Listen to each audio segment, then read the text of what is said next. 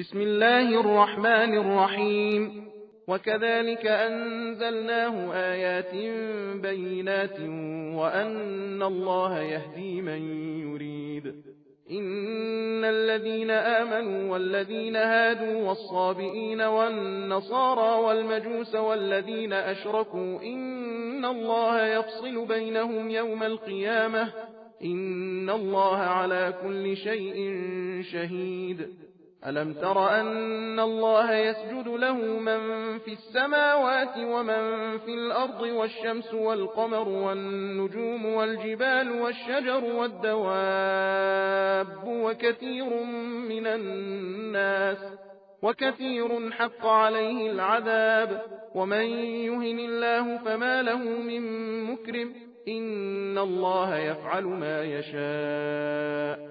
هذان خصمان اختصموا في ربهم فالذين كفروا قطعت لهم ثياب من نار يصب من فوق رؤوسهم الحميم يصهر به ما في بطونهم والجلود ولهم مقامع من حديد كلما أرادوا أن يخرجوا منها من غم أعيدوا فيها وذوقوا عذاب الحريق.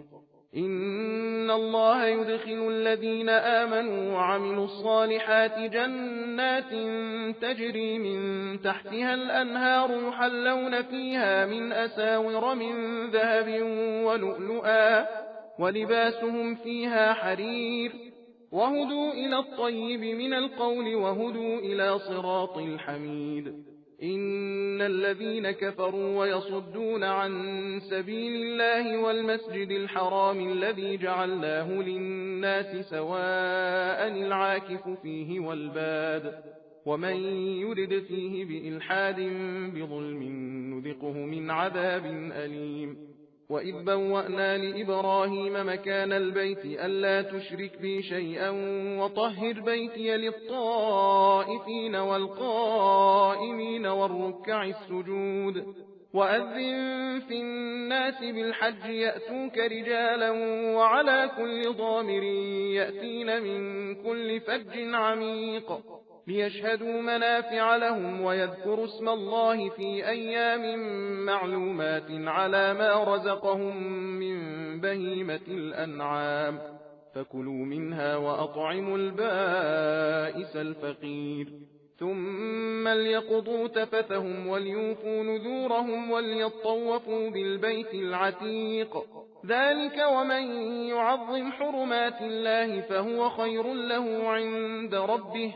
وأحلت لكم الأنعام إلا ما يتلى عليكم فاجتنبوا الرجس من الأوثان واجتنبوا قول الزور. सबील कुरान हिदायत का रास्ता।